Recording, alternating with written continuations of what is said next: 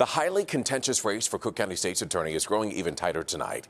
Election officials in both Chicago and suburban Cook County spent the day processing additional mail-in ballots. Right now, the margin between Eileen O'Neill Burke and Clayton Harris III is down to only 2,015 votes. NBC5's Randy Gyllenhaal has the latest. As the final votes are tallied, it is too close to call, almost as close as it gets. It's so close. I did have opportunities to vote. I've been watching the polls, and voting is important. Voters in Chicago and Cook County watching and still waiting on the race for state's attorney. Clayton Harris with 257,000 votes, Eileen O'Neill Burke with 259,000. Here in the city of Chicago, Harris has been getting slightly more votes, while out in the suburbs, it's been Burke trending ahead. This is like the vote of one precinct is determining who's going to be the state's attorney. It's just absolutely crazy. Political consultant Frank Calabrese says it's a reminder your vote does matter, especially in a year with so much focus on crime and criminal justice. The turnout was not high. You know, a lot of people that complain, they complain locally. People complain they don't like the justice system locally. Well, you have a say. Your justice system, that's a local election, so you can't complain if you don't vote. The tight race comes amid some weekend drama as well. The Chicago Board of Election admitting to a reporting error, adding 10,000 vote-by-mail ballots mistakenly left out, but delivered by Election Day. I want voters to know that this is not something that was recently found or any ballots that were missing. They were always in the hands of the Board of Elections. So after all of that, just how many votes are left to be counted? Well, here in the city, it's about 2,500. Out in Cook County, 1,000 or so. It's not many, but possibly enough to change the race. In the Loop, Randy Gyllenhaal, NBC5 News. 6 days after Election Day, and we still don't have a winner declared in the Democratic primary for Cook County State's attorney. We do have some new numbers to report to you tonight. Our political reporter, Marianne Ahern, is here now with the very latest on this. It just continues, Marianne. You're right. New numbers just even in the last 15 minutes or so. Here is where it stands with the new ballots from the Cook County and the Chicago Board of Elections added. Eileen O'Neill Burke leading now by 1,643 votes. With a race this tight, there are plenty of critics tonight asking about this counting process. At the Chicago Board of Elections, another 2,500 mail-in votes were counted today. It does take extra steps to verify the signatures and registration of those votes. It's very difficult, as we get all these numbers and things coming in to deal with these moving targets. But we really, really want the public to know we are here. We are counting every vote. Max Bever is asked about what happened this weekend when his first estimate of what was left to be counted changed dramatically. That number that was 7,000 that I initially reported to the press and to the public should have been much closer to 16,000. Bever insists the ballots were always secure. And while both campaigns met with elections officials Sunday to express concerns, they were satisfied to allow the counting to continue. The Cook County Board of Elections does the ballot scanning from this Cicero warehouse and did not allow the media to watch, albeit poll watchers have been inside. The county also adjusted its numbers of what was left, saying Sunday there were more than 1,000, then today realizing that number was actually more than 3,500. David Greising from the BGA. Voting has changed a lot. It used to be that you went to the polls and you voted and the election was over. Now we've got mail-in ballots, we've got early voting, we've got drop boxes.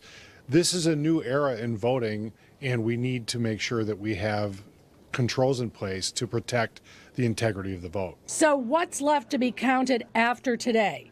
The county has about 200 provisional ballots.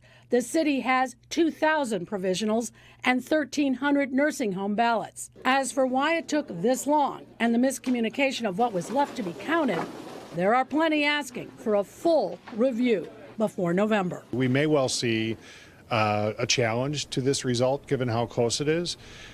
Let's let the smoke clear, and then we'll be looking at what ought to be done differently next time. Provisional ballots, those are the people who voted at a different polling place, and the Board of Elections now needs to verify their signatures and registration. I'm told about half of those provisionals might be thrown out. Kate? All right, we know you'll keep us posted. Thank you, Marianne. Now to the topic we've been talking about all week, the Cook County State's Attorney's race. New vote-by-mail ballots were added today, but so few that they made little difference in the total. Yeah, so here's where we stand. Take a look. Still a razor-thin margin. Eileen O'Neill Burke's lead is 1,600 votes over Clayton Harris. The focus still, what's left to count, and if there might be a recount in all this. Political reporter Marianne Ahern has covered this for 7 days straight now. She's here with what she's learned, Marianne. Well, so many are asking, why is it taking so long? Mail-in votes, well, they are checked, and the signatures and the registration, it is time-consuming. With it this close, both campaigns are preparing just in case there is a recount. The big question, how close does it have to be to request one? 1 week post-Election Day, and the counting is not over. Both of the Cook County State's Attorney campaigns, Clayton Harris and Eileen O'Neill Burke, have staff preparing for whatever is next, including perhaps a recount. Michael Dorff is an election attorney. Each of them is ready depending on whoever comes in second. Someone who knows what it's like to end up short is former Republican candidate for governor Kirk Dillard. This was him on Election Day in 2010. I'm very confident that the momentum is with my campaign. However, Dillard lost by a razor-thin margin. The 2010 Republican primary for governor was 193 votes, separating me from Bill Brady. Dillard did not request a recount. We were members of the same party, and I didn't want to divide the party. And secondly, in Illinois, to really have a recount, the person who's behind has to fit the bill for it. It's not an automatic thing. The state's attorney's race, with missteps in announcing votes to count, as well as the time it's taken to publish the results, has Joe Ferguson, the president of the Civic Federation, asking, why has there not been a merging of the two election boards, the city and the county? Two sets of rules, two sets of officials, two sets of staff.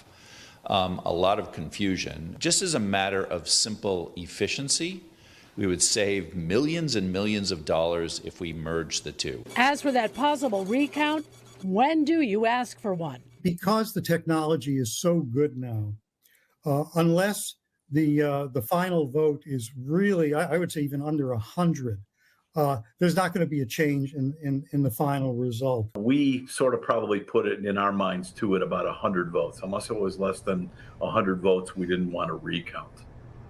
The Board of Elections does not certify the results until April 9th. The losing candidate has 5 days after that to request that recount.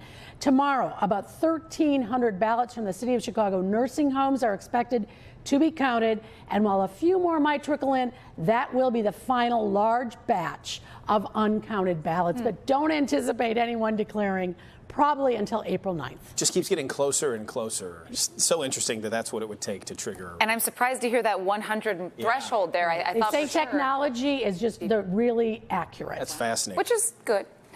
We like accuracy. Let's hope so. Yeah. Thank you, Marianne.